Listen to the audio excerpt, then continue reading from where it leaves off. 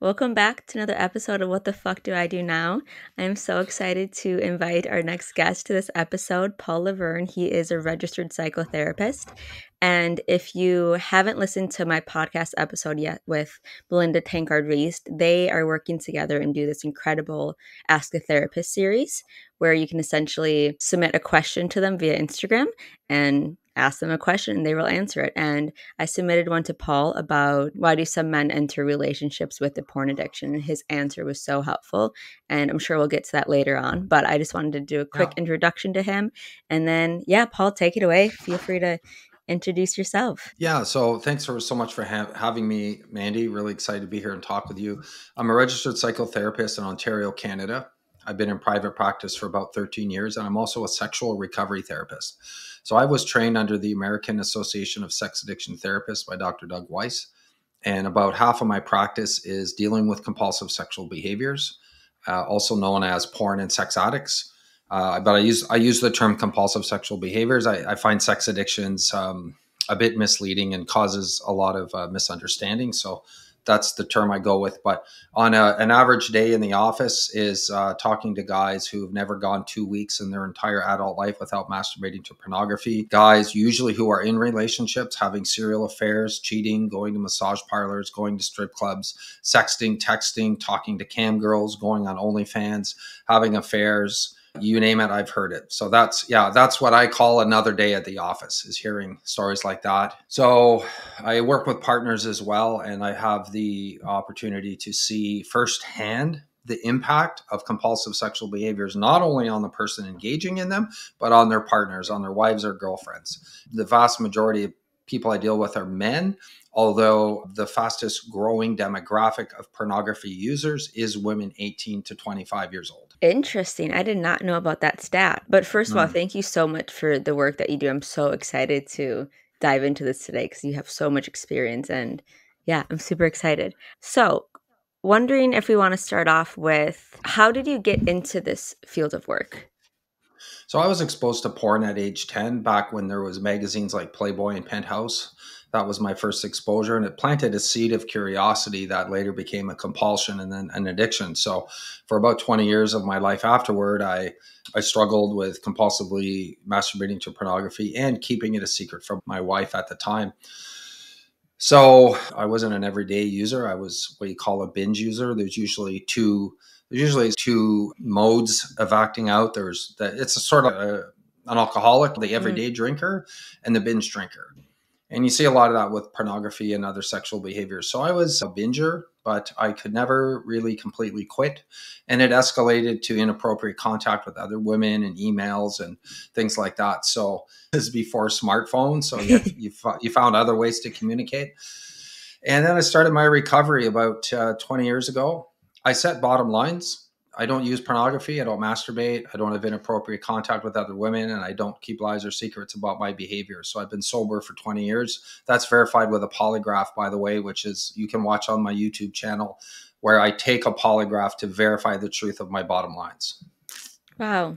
Thank you so much. And thank you for your honesty and vulnerability with that too. I think it's so powerful hearing, and I think it's obviously inspiring for other people to know that you can heal from porn addiction. And absolutely. Yeah, like it's not an end all be all game. I know we talk a lot about what porn addiction is, but if someone was just listening to this and say they don't have the background context that you or I might have, could you just maybe describe what is porn addiction and how can it escalate? Yeah, great question. So people that come to me, sometimes they're not sure really, or they're vague on what that is. So I use the analogy that not everyone that drinks alcohol is an alcoholic, correct? I think we can all agree on that, right? So what is an alcoholic? That's a great question. So here's what you ask them. So I'll just substitute the word porn for alcohol, okay? So have you ever tried to quit drinking, looking at porn, and failed to do so? Have you ever tried to cut back and failed to do so? Everyone I work with that's a yes. The odd guy will say no, because the odd guy I talk with has never actually tried to cut back or stop their porn viewing. So that's interesting. So then I keep asking questions. So have you continued to drink or use porn despite negative consequences? And I really take a minute to hash out what that is, because one, if you're in the throes of an addiction, you're oblivious to 95% of the negative consequences that are actually happening, right? Wow. So negative consequences to, let's say, let's start with yourself. How do you feel? Do you feel good about yourself when you masturbate to porn for 4 hours? Is it affecting your mood? Negative emotion? Do you find yourself becoming more distressed and isolated? How is it affecting you socially? I have so many guys come to me and say, I can't even talk to girls, or I hate going out in public because I just literally objectify these women. And Wow. keep in mind, like most of the guys, the vast majority of guys I work with are just normal, average, what we call good guys. I don't work with Mm-hmm. rapists. I don't work with pedophiles. I don't work with sociopaths. Okay. Those guys are out there for sure. But the guys I work with they just are clueless. They don't know any better. They're uninformed and they're unaware. And they're like, I can't even be around girls without fantasizing sexually about them. And there's a part of them that knows that's messed up. Like, I don't even have to tell them that. And Mm-hmm. also, and this is important too, these aren't necessarily people that come from like religious homes or strict religious moral thing, right? A lot of my clients don't come from that kind of background at all. And they're still telling me, like, I don't like what this is doing in my life. And then there's, how is the negative impacts on your relationships? Yeah, I'm skipping out on hanging out with my friends because I want to stay home and watch porn. Or I'm procrastinating. I've talked to people, Mandy, that have literally flunked out of college and Whoa. university because they can't get their dick out of their hand and their screen turned off. Wow, I Right? don't mean to laugh. It was just, but No, I know. it's really it's sad. That's Well, heartbreaking it's that sad. Yeah. such a If control. it's okay to laugh, because I always say, if you're not going to laugh, you're going to cry at how sad and pathetic this is. Okay. I'm thinking of writing a book called How Porn Has Turned Us into a Nation of Chronically Masturbating Weak Men, I would or read that something book. like that. Yeah. Like something like that, right? Like just Mhm. the title I'm talking about, because we have a nation of chronically masturbating weak men by the millions around the world, right? So, flunking out of school, dropped out of the sports team, got fired from my job, been through 2 marriages already, and I still look at porn. So, the negative consequences aren't, if they're there.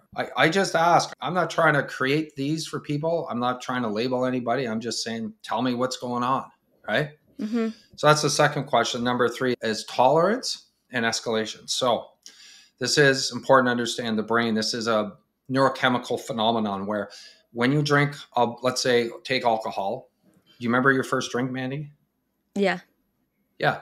Yeah. You probably had one. I don't know. Let's say you had one drink though. Maybe you Mhm. went like full on and had a lot, but let's say you had one drink, you got pretty buzzed. For sure. Yeah, very So tipsy at a small amount.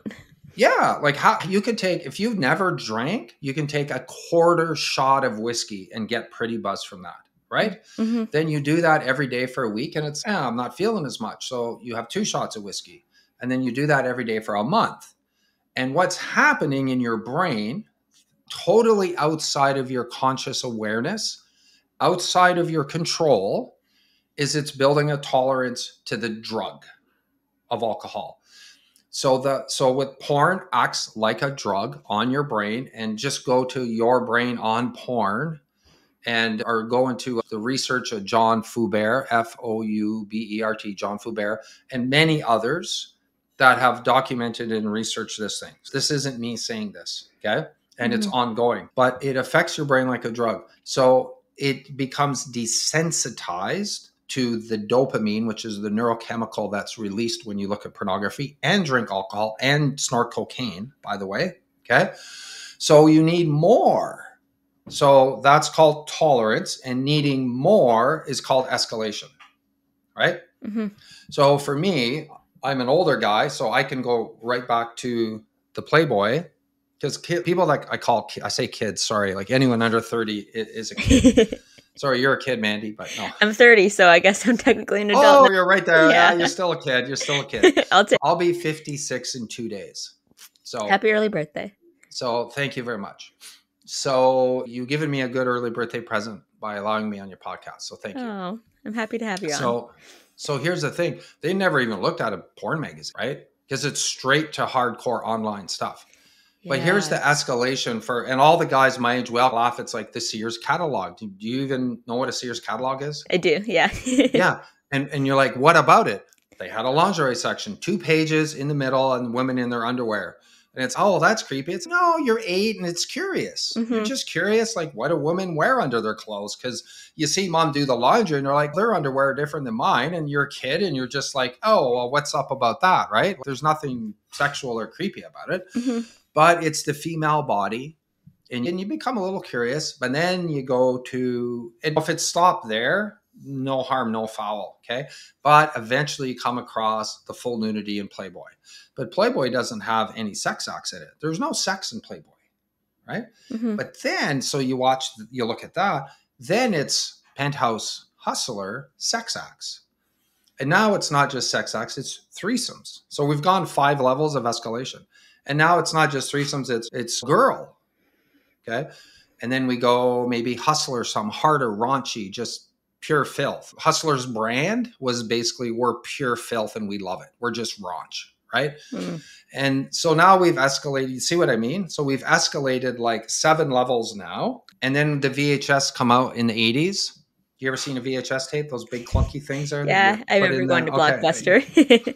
Yeah, I love that place. I loved it. Good I was so memories. heartbroken when they went under. And by the way, Blockbuster in Canada was extremely profitable. So it's all you guys in the States that dragged us down, because We when they drag everything down. closed, well, yeah, when they closed, they just closed everything. They were doing great up here. Thank you very much. Wow. So, We'll bring it but back. anyway, yeah.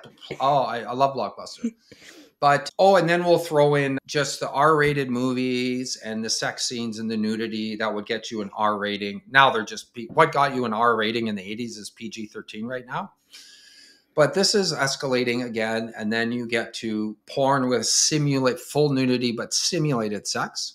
Okay. And then porn with full penetration, full close up shots of all of this stuff.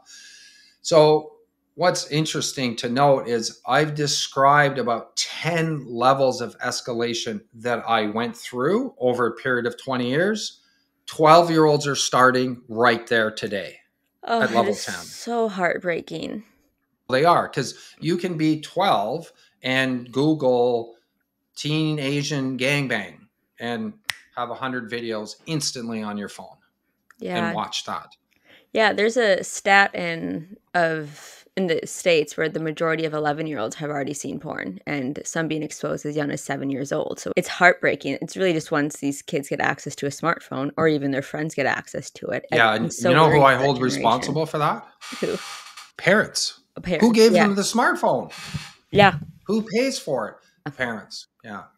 Wow. And so could you talk more about I've heard some people who say porn addiction isn't real, and then some people say it is. I'm on the team that yes, it is real. Do you have any counter argument for people who maybe are just uninformed or think it's just as easy as quitting? I know there's such a struggle with quitting, but I think that's often overlooked. So could you talk a bit Yeah. about that? Yeah.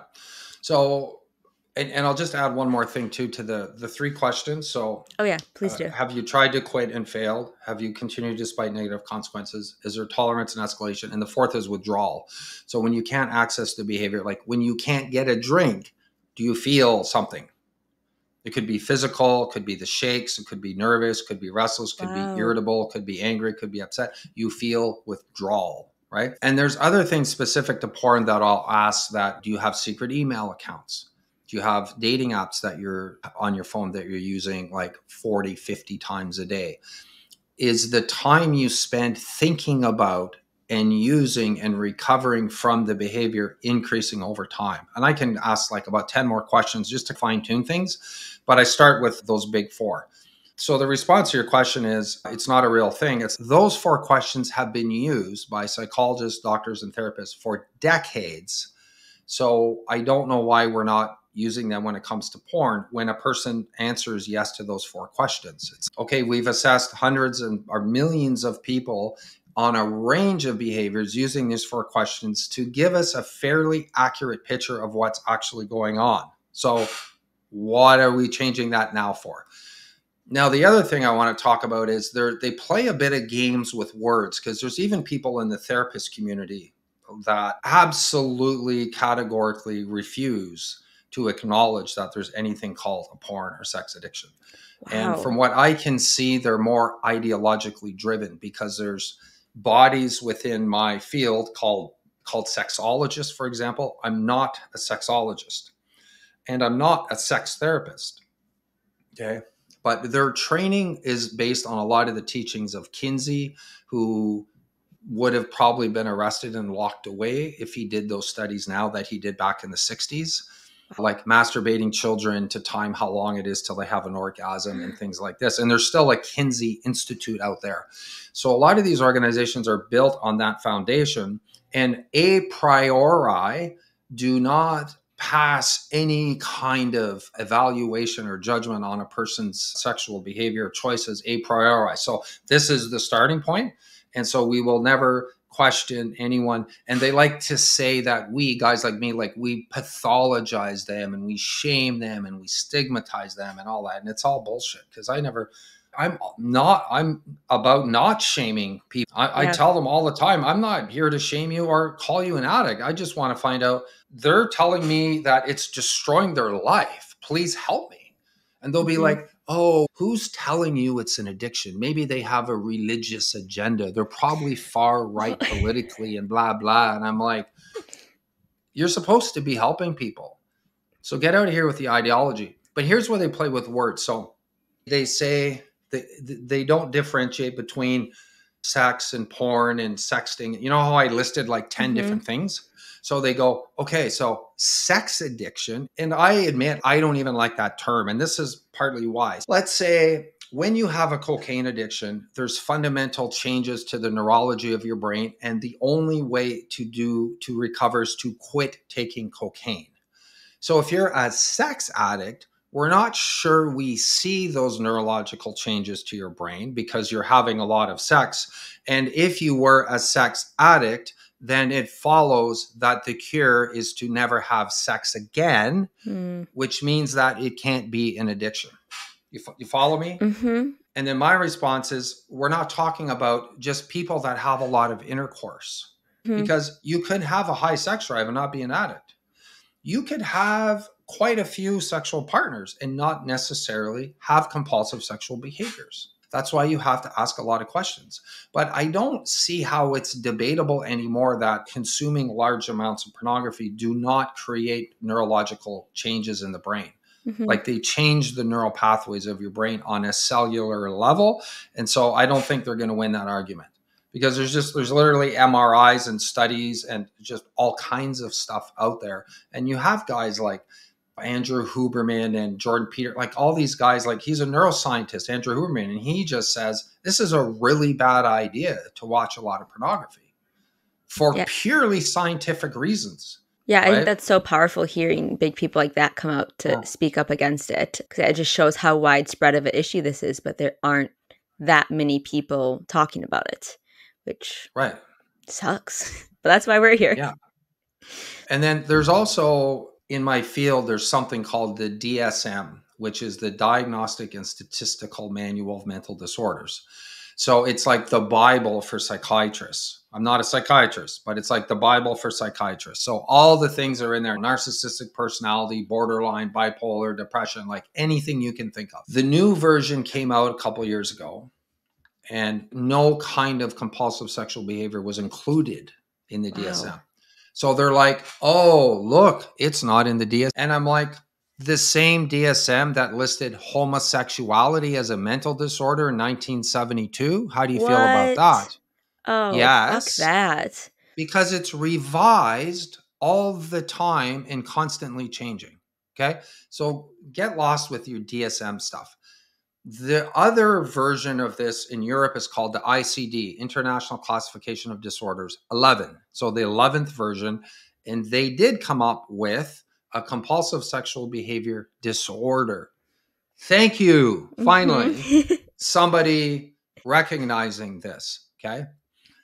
Up here in Canada, Mandy, we're like 10 or 15 years behind, say, the States. You're in the States, right? Hmm. Yeah. Yeah. Like, oh, But you're yeah. moving to Australia? I'm Moving to jealous. Australia. You're moving to Yeah. Australia. Okay. Yeah. But in the States, okay, you have 12-step group. You have recovery centers for sex addiction, thanks to Patrick Carnes, who is a big pioneer in this field. For 20 years, you've had them down there. I live in Ontario, which has 10 million people, and I think maybe we have one treatment center. Wow. Oh, yeah.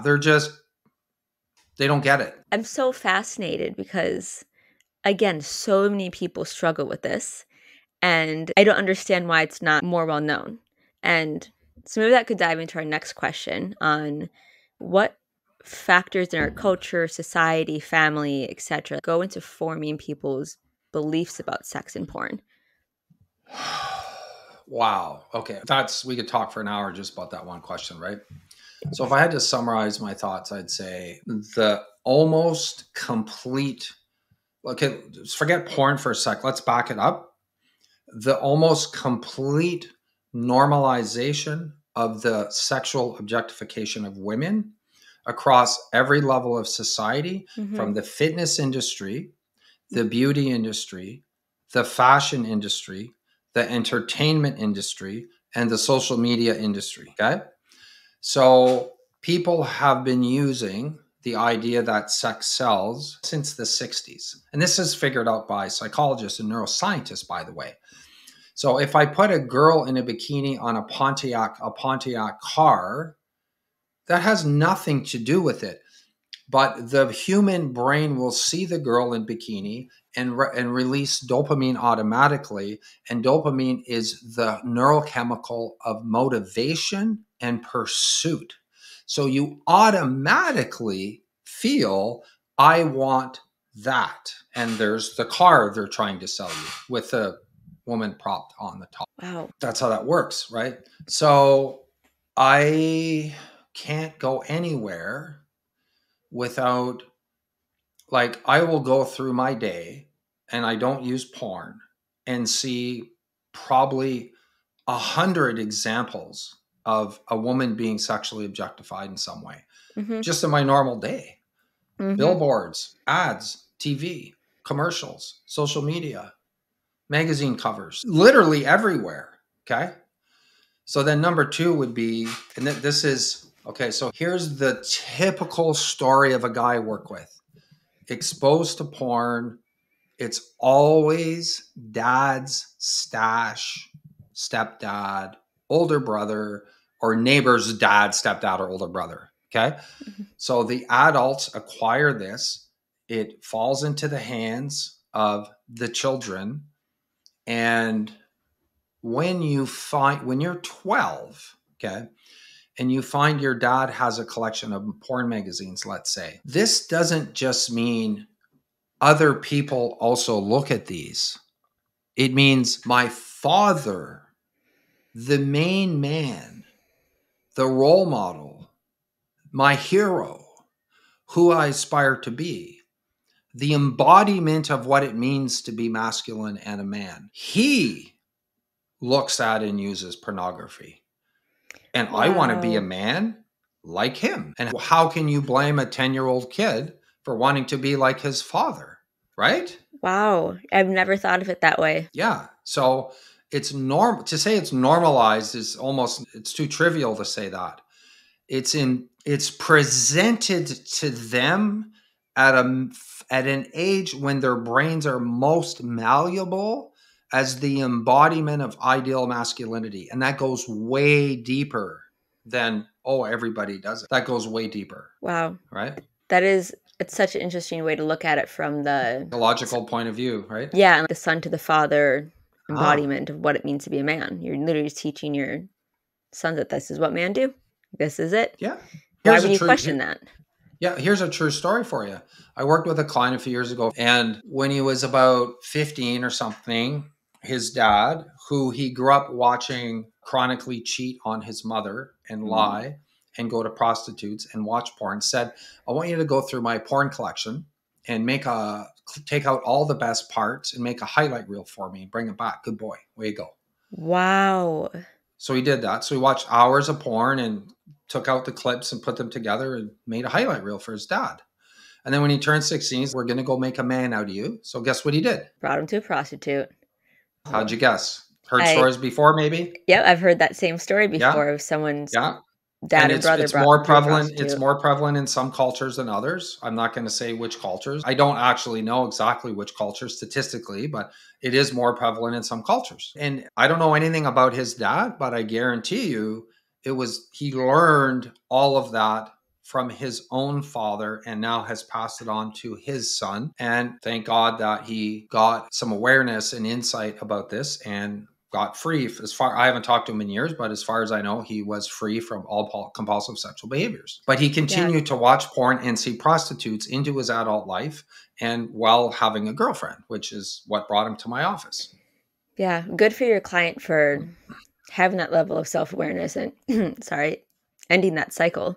And that brings me to the next question. So, I'm not going to generalize, but all men view porn at a younger age. And then now you're having this wave of women who are discovering that their partner has had a porn addiction. Do the porn addictions generally start before the relationship even starts? Yes, 99% of the time, yes. And I really try to get the women I talk to understand this. I'm like, listen, this was not about you. You did not cause this. Okay. What I mean is, it would not have mattered who he married or who he dated. He would be like this. So, Mandy, if this happened to you, it would Hmm. not have mattered. Okay. Hmm. He could have been engaged. Were you engaged or married? No, we're just living together, not engaged Living yet. together. Thank So he could God. have lived. Yeah. So, but he could have lived with Lisa or Rachel or Karen. It wouldn't have mattered at all. He'd be the same. Okay. The problem was there before you came along. And it's just that, but here's two problems with that problem. One, as a guy, I'm not aware really that why this is a problem. Honestly, like a lot of guys are just honestly not really aware of why it's a problem for Wow. some of the reasons that I just explained, Hmm. right? And two, the woman is not real. I'll say naive, and I don't mean that in a critical way. I just mean naive as in you're 25 and you're naive because you're 25 and you haven't been around the block 100 times like me, where you're beat up and grizzled and cynical, right? And they're like, I think he probably, I don't know, because I'll ask him, does he watch porn? I don't know, probably. Doesn't everybody? And I'm like, that's Hmm. really, that's it? You're okay with that? And a lot of them are like, yeah, why? What is that? Is it a big deal? They're honestly like, is that a big deal? That's exactly how it was for me. I knew my partner watched porn. I had no idea how much. I never really questioned it until it started to visibly become an issue in the relationship. That's when I started to be like, hey, this porn stuff has got to go. But yeah, I remember I would ask my girlfriends, oh, I think he's watching porn a lot. What do you guys think? And even their answers is always, oh, it's just what guys do. What's the harm? It's just a girl behind the screen. But now that I've been researching it for the past year, I'm like, this has got to go. I had no idea how extreme it was and how much it can be impacting people on like the brain level and a relationship level, just their overall life. It's wild. And a lot of women don't. I'm like, how much does he watch? And I'm like, I don't know. I don't time it. I'm like, so you don't know if he watches it once a week for 5 minutes or every day for 3 hours. You don't know that. No. Hmm. Okay. Would that matter? And they're starting to, now I'm getting them to think, right? Maybe that would matter. Do you know what he actually watches? Hmm. Because what if he's masturbating to women being gangbanged in a prison scene? How's that feel for you? Ugh. Or what if he's masturbating to women being raped, whether it's simulated or not, or tied up and shocked with electric cattle prods while he jerks off? Is that kind of maybe bother you? And I said, and I even said to a woman, I said, I don't want to be graphic here, but I said, listen, the phrase he watches porn is so nondescript that it's meaningless. Let me explain what actually happens. So he chooses a time away from you in secret, deliberately being sneaky, to go on a device where he scours through 10 or 20 or 50 or 100 images till he meets someone that fits his arousal template better than you, by the way, okay? That will have a quality that you lack, by the way, through no fault of your own, Okay. And then he will watch a video of a woman being orally or vaginally or anally penetrated while he imagines and inserts himself into the film that he is the man vaginally penetrating her while he masturbates and imagines very graphically that he's ejaculating onto her face. Okay. How's that feel? And he does that every day. And they're like, I said that exactly basically to a woman. She said, when you put it like that. And I said, what do you think they're doing? Yeah, that is so spot on. And it is the worst feeling as the partner to be like, I can't provide. Like, I know I would never, I can't compete with a porn star, nor do I ever want to, or should I need to. Like, that's, Oh, should you need to? yeah, it's not what I want to be or who I want, how I want sex to Right. be in a relationship either. I feel like it also comes down to since porn has been so normalized that even me as a woman, like I didn't even question it. I was like, oh, it's just what they do. But I never thought to the extent of, oh, is it an everyday thing? Is it multiple times a day? Is it what is the content they're watching? Because I had no idea porn was as violent as it was until I started to research it. And I was like, holy shit, it is disturbing. It is. Yeah. Have you read Gail Dine's book, Pornland? No. Go read it. But Okay. a trick, like I'll just warn you, like you'll need a mental health day after you read the book. Okay. I'll get to there. We'll take it easy on that. And you know what? So you know what, Mandy? That was the nail in the coffin for me. I was 2 years sober by the time I read that book, and I'm like, I can never fucking watch porn again, knowing what I know. Wow. Right? And Uh-huh. it's so let's say it's very possible. First of all, guys watching, listen to me. You have no actual way of knowing if any of this the sex in there is consensual. And if you know it's not, and you're getting off on a woman being forced against her will to engage in sex, please get psychological help immediately. Okay. Thank you. But you have no idea of knowing. So here's how consent works in the porn industry. And I know from firsthand accounts and talking to people that I talked to people that have been in the industry. Okay. So the agent calls the girl, hey, I got a guy girl scene for you. Easy peasy, in and out in an hour, no problem. We'll pay you $1,000. She's okay. She shows up. There are 6 guys in the room. No women, by the way, just 6 men. Okay. So a cameraman, couple light guys, couple cameramen, and then like 6 guys. And they're like, yeah, the producers, we need to go a little edgier today. We're going to do a gangbang. And they're like, and she's, I didn't sign up for this. And he says, if you want to get paid, that's what we're doing. So sure, she could walk out at that point, and I'm sure sometimes that happens, but you know how it's going to go, right? She's, I'm here now. If I'm having sex with one guy, what's 5 more? And then they roll camera for 4 hours while she gets penetrated in every orifice by 6 guys, roughly, brutally, repeatedly, over and over, so she can't walk straight and is bleeding and torn.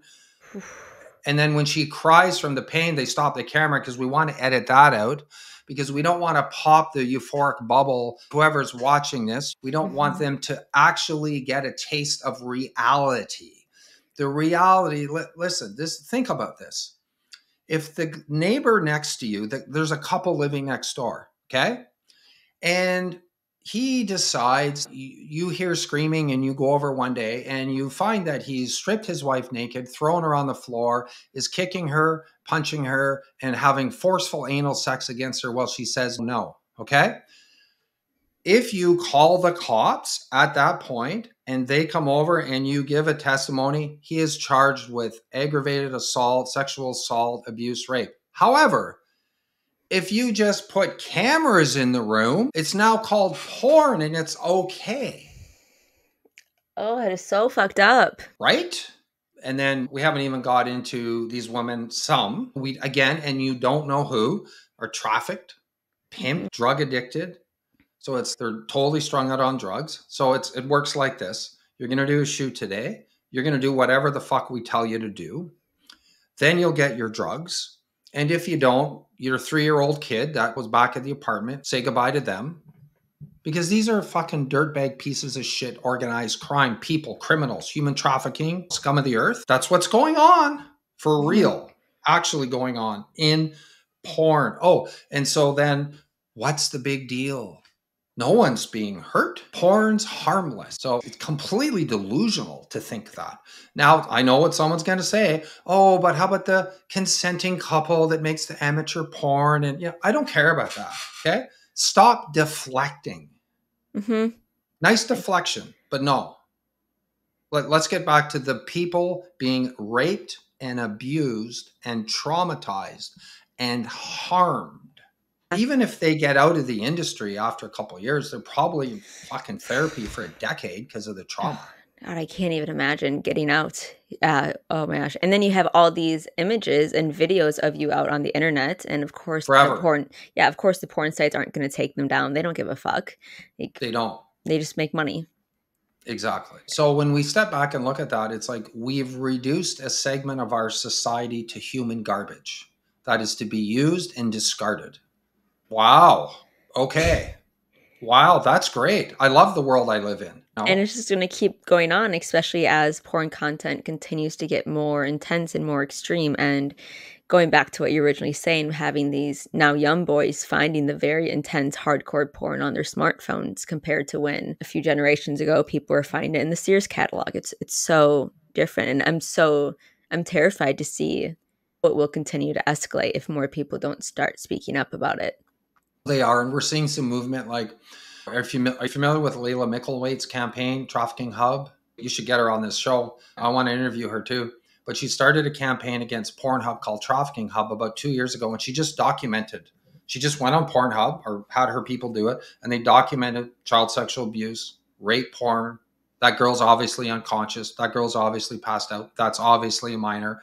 And she just documented it, got a petition, 500,000 signatures, did a Wow. petition. Our government in Canada, because Pornhub's head office is located in Montreal, it's owned by a company called MindGeek that since this scandal, they rebranded. Now they're called AYLO, AYLO, but they were in Montreal. Our government subpoenaed them and said, basically, what the fuck are you guys doing? Wow. And I watched it on the cameras, the parliamentary interviews, and man, I have never seen a better. It was like those politicians that never actually answer a question. Yeah. Fuck, it was a master class in how to not actually answer a question for an hour. Wow. Then Nicholas Kristof of the New York Times, the guy won a Nobel Prize, wrote an article called The Children of Pornhub. The next day, Pornhub takes down 10 million videos. 10 million. 10 million. Oh my gosh, that is heartbreaking. Oh, yeah. And then all the guys that got subpoenaed, they're all gone. Like they quit or got fired. They rebranded. And of course, they're still going. Okay. Right. It's still going. And so there's so many lawsuits against them. I hope they get sued into oblivion and all those guys get fucking 20 years in jail. Okay. Yes. Because there's so many women that reached out. Layla documented all this over and over. My boyfriend took a video of me that was not consensual and uploaded it to Pornhub. Please remove this. Nothing. Mm-hmm. I've heard 20, so many 20 stories of emails. that. Not oh, like there's probably Mm-hmm. thousands of them. And so now they got together and there's several class action lawsuits for several hundreds of millions of dollars. And I hope those girls win and they all get $1,000,000. I hope they get 100 million bucks. Sure. That's That's even yeah, better. yeah. Yeah. Wow. Yeah. Yeah, I want to look that up after this. That's fascinating. Yeah. Yeah. Follow Layla, and Exodus Cry is a good organization. You got to Yeah. check out Ben Nolet, Ben Nolot, Nolot, I and follow he's his made Instagram. he's a filmmaker. Check out his movies. Raised on Porn. He interviews these guys that made porn. And I don't know why they agreed to be interviewed, but oh my, like you almost got to take a shower after you watch these guys talk. I do want to get us back on topic a bit. Yeah, sorry. Okay, yeah, where were we? I don't know. I want to add in some more relationship aspects and betrayal trauma aspects, knowing that a lot of the listeners who listen have gone through betrayal trauma. And a question I asked on the Ask a Therapist series was really helpful. So I'd love to talk about that a bit more now. Was that something that was so difficult for me to understand, discovering my partner's secret porn and sex addiction, was like, why did he enter a relationship with me knowing he already had these addictions. And I know you've already highlighted, like, sometimes the men are unaware, but my ex was to the point where he was getting threesomes with people, he was getting hotels with porn stars. Like, it was throughout the whole relationship. So for any women who are listening and just wondering, like, why did he get into a relationship with when he had this? Could you explain that a bit? Yeah, for sure. So the first thing I tell partners that come in is the 3 C's. When you find out your partner had a porn addiction, 1, you did not cause this. The problem is his brain, not your body. 2, Mm. you cannot cure his addiction. 3, you cannot control his recovery. So my goal in saying that is to help them offload some of the internalization that they've done about this problem. Okay. Because I've had, Mandy, it's sad. I've seen women that have gone out and like got boob jobs, got plastic surgery, got labioplasty, got dyed their hair blonde, all of this stuff to be more attractive to, basically what they do is go look at what he's looking at on the porn sites and go, oh, that's what he likes. And their identity is overly enmeshed with what he finds attractive. So their worth is overly dependent on that. And I'm not saying, there's a degree to which, of course, when our partner is attracted to us, we feel good. And I think that's healthy and normal, and that's fine. But it seems like it's overly slanted in that way. And I'm not blaming women for this. Okay. I'm just saying, the ones that go out and do the plastic surgery and stuff, they have really internalized this a lot. Mm-hmm. So they start to change themselves, right? Mm-hmm. But I want to say it again, it was never your body, it was his brain.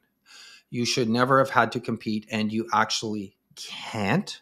And there's a very simple reason why you can't compete. You're one person. The You're novelty. one person. Novelty.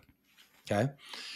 The brain is wired to seek novelty. Every man, woman, child, we're all the same, because that's how we learn, right? So the world, society has now presented humans, male humans, with an endless source of novelty, and it's reinforced.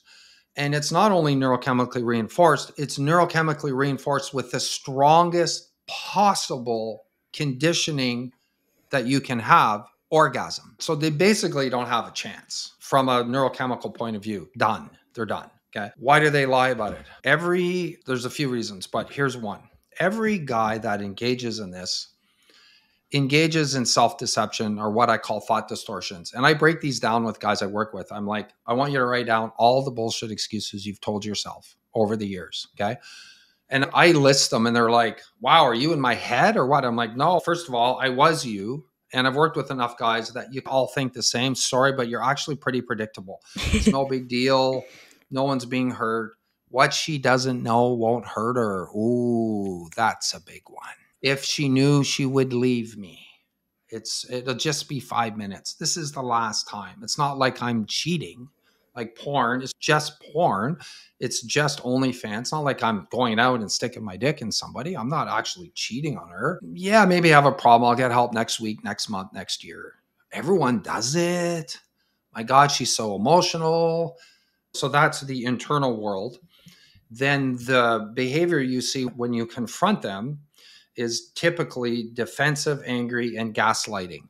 So Yep. gaslighting is things like, so girls, your audience you're trying to reach is women, right? Mm-hmm. Yeah. Okay. So listen to me, dear beautiful woman watching this. You're going to hear things like this. Relax. Don't be a prude. Oh my God, you're so emotional. You're overreacting. Everybody does it. Get over it. It's no big deal. Stop trying to control me. Stop nagging me about that. You're crazy. Like, they will literally tell you you're crazy Those are while they're all things I completely heard. blind. Yeah, they're completely blind to their own delusion, but you're the Mm-hmm. crazy one, Yep. right? Yeah, the amount of Okay. times I was gaslit for bringing up porn was absolutely insane looking back. But in the moment, Yeah. you start to internalize it and you think you are crazy and that you are being too emotional and that you are a prude. And that's the Yeah. point, because it's a tactic designed to get you off balance, Mandy, to get you no, you're not grounded. You're not like, I was pretty sure going into this conversation that I was confident about my feelings, and now I'm like questioning everything. And it's good. He's got you right where he wants you. Yeah, it worked for so If long. you had more sex with me, if you did anal, if you did this, if you Mm-hmm. did that, if you're more fun in bed, if only get the handcuffs out, whatever bullshit excuse it is. And it's, you're not a blow up sex doll for his personal gratification. Yes. Yeah. If you're a woman and you feel like you're being treated like an object, like thrown around, disconnected sex, he's not there, he seems clued out, it's because that he is seeing you as an object.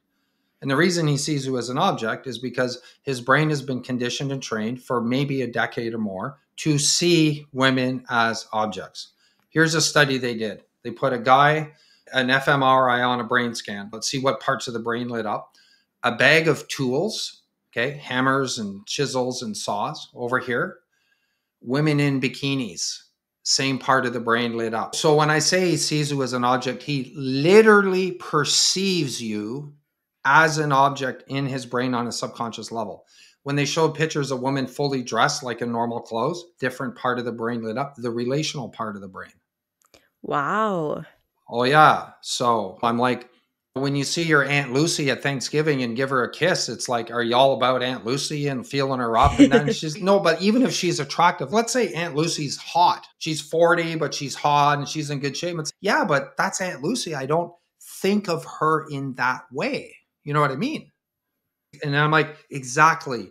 It's not thinking of women or noticing. That's the problem. If you're a heterosexual guy, you're going to notice attractive women. How do you think about them? You Mm-hmm. think about them like Aunt Lucy, peck on the cheek, hug. I love you. You're a person. We have a relationship and I treat you as a fully formed human being, or you're a set of boobs and an ass. But back to your question, because there's a couple of things I want to touch on. Women listening, stop beating yourself up for, I should have seen it.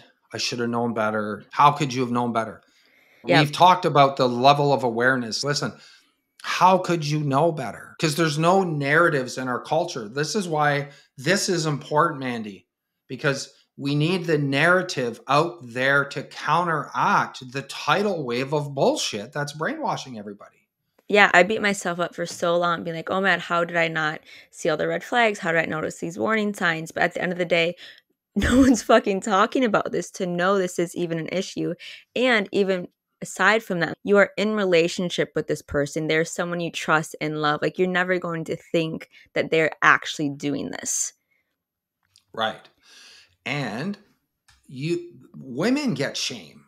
And that surprised me. Like when I started out doing this work, I'm like, I get why the guy has shame, but I'm like, the partners will come in and be like, I can't even tell anyone. I'm afraid to tell my best friend. And I'm like, why? And I feel so ashamed. I'm like, you feel ashamed?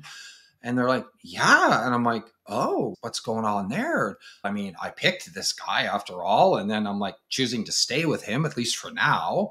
Cause then, they go to your friends and they're either like your friends, like totally unhelpful or like everyone does it. So I guess just make the best of it or watch porn with him, maybe. Oh God, Or they're so like, stupid. yeah, or they're like, get out, run. And that's not necessarily a better answer either. Mm-mm. Yeah, they're both so hard. Yeah. And it's embarrassing to, I get it now. I didn't get it at first, but it's embarrassing as a woman be like, I would rather wank to pictures on the screen than make love to me. Yep. Humiliated. I'm humiliated. Yeah, and then yeah, Mm. when that happened to me, I felt so much shame and embarrassment, and I was like, "What's wrong with me? What do other girls know that I don't know that I must not be doing in bed? Like, why?" It's that level of shame too, and because no one's really talking about it, it's like this. I'm the first person this has ever happened to. What the fuck is going Yes. on? Mandy, you're going to be a leader of your generation. I never. Thank you. I never thought this would be something I'd be speaking up about, but lo and Me behold, neither. yeah, we find our Me purpose in neither. our pain. 100%. I wouldn't be the therapist I was and doing if I had didn't have my own journey. Hmm. And all the guys, like all the good therapists out there and the big name, like they're all recovering guys because we Yeah, get it. We get it. yeah. Or they're all recovering addicts, most of them, and because they make the best therapists, Hmm. right? And you will be a leader to your generation in this platform and in other ways that I feel like I don't know, this is weird. I feel like I'm prophesying over you or something like No, this. it's okay. I'll take it. Something's going to happen where you are going to be a leader of women in your generation. And you're also going to expand just beyond the podcast and maybe work in some way with betrayed partners because you can bring an authenticity and an integrity and a clarity to the experience that no one else can that hasn't been through there. Yeah, I would love to. That's the end goal too. I'm Yeah. like life coach training right now, focusing on trauma and women empowerment, and that's just like the Love it. beginning. I just want to Yeah. help women because it's happening to so many people, and it's just going to continue to be on the rise. And I just want people to be aware of this and to know that healing is possible too, and that it's not the woman's fault. I think that's the biggest message I want to drive home, is that it has nothing to do with you, because that was the hardest limiting belief for me to work through when I was going through it. And then once I realized, okay, fuck, it has nothing to do with me, my healing just Nice. skyrocketed. Yeah. Once you get that, it does, it turns a corner, doesn't it? Yeah, Yeah. This is his issue. It was before I met him, and while I was with him, and will continue to be after I'm gone. I assume he never got in recovery or changed or whatever. He's still doing what he does. we cut off contact pretty quickly after he just kept No. lying about everything. I assume he's still doing what he was doing based on messages I've received from other women who like Ah, ended up okay. Yeah. hearing my Yeah. story and had similar instances with Yeah. him. So Yeah. yeah, some men are ready to change and some aren't, and he wasn't ready to change. And I should mention, you just tweaked my thinking. I should say this one thing about the impact of, like you said, lying about it. So women, this is every single woman I've ever talked to in 13 years. When I asked them the question, what's worse, the porn or the cheating or the lying? And what, you know what they all said? The lying. 100%. Okay. Yep. So guys, listen to me, you dumbass. You got to understand this, dumbasses. Okay. You can't lie in a relationship. Okay. And I have seen guys who are open, like right from the get go, because you work with all kinds of people, and sometimes she watches it and he does, and then she knows, and then it escalates, and then but he's open all the time. Hey, I think I'm getting a problem with this porn thing. And she's, oh, really? And they're not hating each other because they're like talking, and it just works out better because when you lie, you betray and you destroy trust, and you don't, that's the foundation of a relationship. So Mhm. we have a term in our industry called betrayal trauma, and a lot of partners literally show signs of PTSD. Yeah, Yeah. I think that is so spot on too. The lying was so much worse to me than the fact that he was literally getting threesomes with girls throughout our relationships. Like the painful part coming out of the relationship was just thinking of all the Yeah. conversations where we had talked about porn, all those small moments where I'm like, wow, you were looking me dead in the face, lying. That hurts so much more. And I wish he would have just told me, hey, I have an issue with porn. But I really like what you talked about betrayal trauma and showing signs of PTSD. Could you talk a bit more about that? Because I feel like people don't realize how, like, this is traumatic, and to just be more gentle with yourself, knowing that you're likely experiencing PTSD. Yeah. So, because people are probably wondering, how do you get PTSD from finding out your boyfriend was lying about his porn addiction or his cheating? Because they think either you have to be in a war or get shot at or mauled by a grizzly bear, like in The Revenant or something, to have PTSD. Hmm. No. So, here's how it works. When you perceive an overwhelming threat to the safety of yourself or someone close to you, that you can't cope with or stop or deal with, right? It exceeds your capacity to cope with. It can form a traumatic response in your nervous system. Okay. So you're like, yeah, so he looked at porn. How's that a overwhelming traumatic response? Because the fact that, and this, it always goes back to the lying again. Yeah, there is the sleeping with three other girls or whatever is definitely an issue. Okay. That if you're supposed to be in a monogamous relationship, then maybe that alone is, we're done. It's a deal breaker. Hmm. But the lying about it tells you, I don't know this person, so they're not safe. They represent the death. This represents the death of all I hold dear, not physical death of relationship, death of hopes and dreams, death of my trust, death of an ideal future, death of maybe getting married and having kids one day, death of bringing them home to meet my parents and accepting them into my family. Am I making my point yet? Yep. All of it dies when you find out that you can't trust that person. Yep. All of it dies. That's why it's traumatic. That's why Hmm. it's traumatic. Then you get something called hypervigilance. This happens automatically through no conscious choice of your own. Your nervous system reset and it's now goes into fight. It's ready now to go to fight, flight, freeze, or fawn at a moment's notice. And hypervigilance sees danger where there's no danger to protect you. So I hear so many stories of guys like in recovery, they're doing good, but the partner's hurting and they're like going out at the mall. And you know what she does? She looks where he's looking. Yep, been She's there. watching at what he's watching. That's a trauma response, Mandy. So he's Wow. going along, and a lot of times he's just, oh, there's the Gap, there's American Eagle. Maybe I should go get some shoes. And there happens to be, it's a mall. So there's women walking, and she looks, and his head went there, and there's the girl. And she goes, you bastard. I bet you're going to go up and get her phone number or something, aren't you? And sleep with her. And she just goes right off. Yep. And it seems crazy. It's not. I know why they're doing that. But even to them, they're like, am I crazy or what? Obviously, he's not going to go up and get her phone number and plan to have sex with her later on. Like, I'm standing right here. That's where it goes, because that leads to hyperarousal. So you go into a fight, flight, freeze, or fawn. Hyperarousal is anxiety, anger. If you go into fight, it's attacking, verbal questioning, verbal attacks. I see you. What are you looking at? Don't lie to me. And then your whole trip's ruined. And this goes on all the time. Mhm. And then he comes back and bitches to me about his crazy what. And so I have to educate him.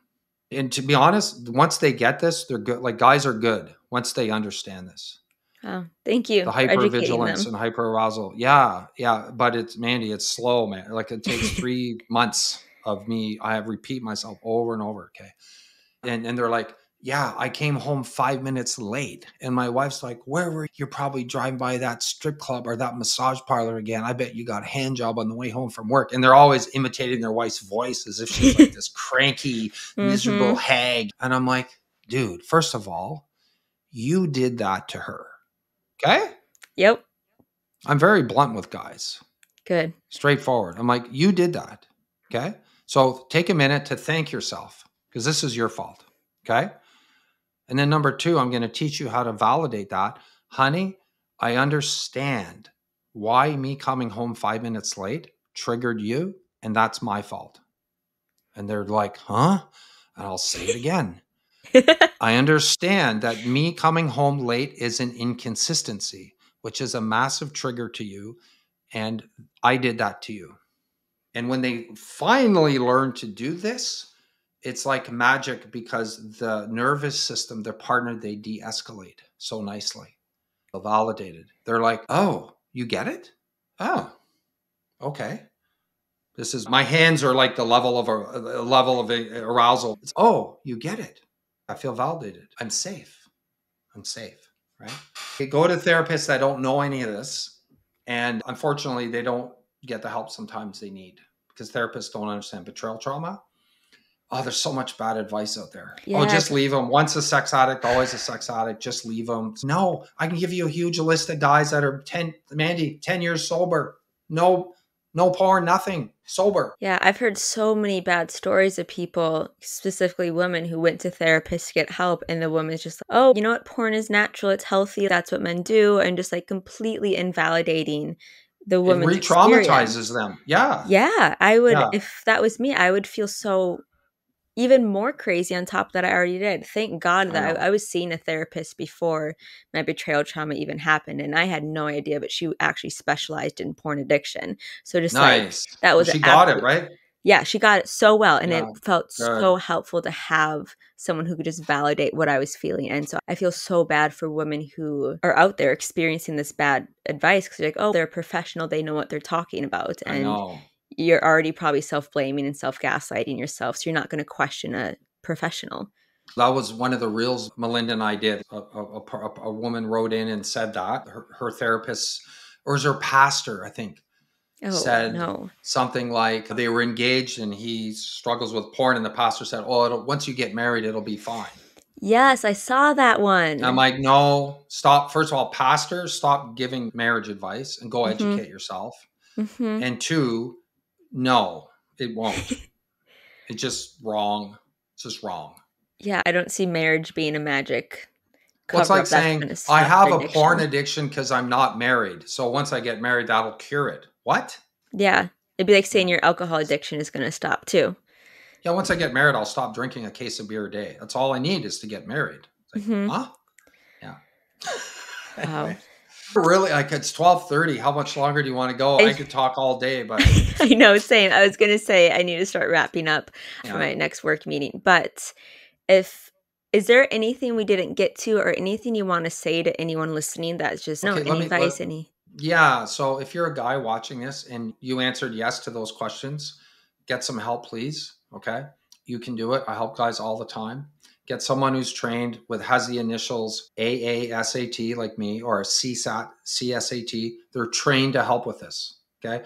Get a therapist trained to help with compulsive sexual behaviors. I didn't start my recovery till my late 30s. I wish I had done it 10 years earlier. If you answer yes to those questions, please go get help. And if you're a woman watching this, listen, it's okay. I want you to know, okay, not all guys watch porn. And I want you to trust your intuition and your gut on this. And if you feel, I don't want a relationship that includes pornography, I don't want to share my bed with 10,000 other naked women, I don't want a partner that's not present, not engaged, half there. I don't want a partner who's comparing me to all the hopeless ideal images of female beauty that he sees in pornography. I don't want a partner who wants to ejaculate on my face and choke me and have anal sex because he thinks that's hot and that's what I should like because he sees that in porn. Then you set your boundaries and you speak up and you say, I'm not, hey, listen, let's have a talk. I know you watch porn and I'm not okay with that for these reasons. And if you really pay attention to his response, okay? Mhm. Because I've had guys that are confronted. I have a couple right now. They're engaged to be married. He had a porn addiction. He's very open with his fiance. They talk about it. I've met her and he's working on it and he's taking it seriously. And I'm like, yeah, like go ahead and get married because not that it's not my place to tell someone get married or not, but I'm like, in my clinical opinion, I have no concerns about you going forward with being married because he's taking ownership and responsibility and working and being sober and coming to see me and everything. But if you confront your partner and it's defensive and angry and gaslighting, Oh gosh. Yep. you need to stop and reevaluate seriously. Yes, yes, yes, yes, yes, yes. Yeah, or you are in for years and years of heartbreak and pain. And no, buying a house will not fix it. No, moving in together will not fix it. No, having a baby together will not fix it. No, it will not fix it. Okay. If he has an addiction, then he needs to get in recovery. It's that simple. So that would be my parting thoughts. Thank you. That is so good. I know I'm sad Yeah. I have to leave because I could talk for so much longer. This is so Hey, we can always powerful. do a part two. I would love to. Yes. And Yeah. last question, if anyone wants to get in contact with you for help, how can they best reach you? Just email me turningpointforme at gmail.com. So turning point, the number 4, me at gmail.com. Are you And okay if I include that in the show post that. notes? Yeah, post it in the show notes. And yeah, that's the best way to get a hold of me. And yeah, I mean, I'm taking on clients right now. I got about a 6-8 week wait list. So can't guarantee anything quick. But if you're just watching and you want resources, or I can connect you with other therapists that are trained for this, I'm happy to do that. So just reach out. Amazing. Thank you so much. Yeah. Thank you so much, Paul, for being on. This was such a good conversation. And thank you so much for the work you're doing. I really appreciate it. Yeah. Thanks for having me, Mandy. Great to be here.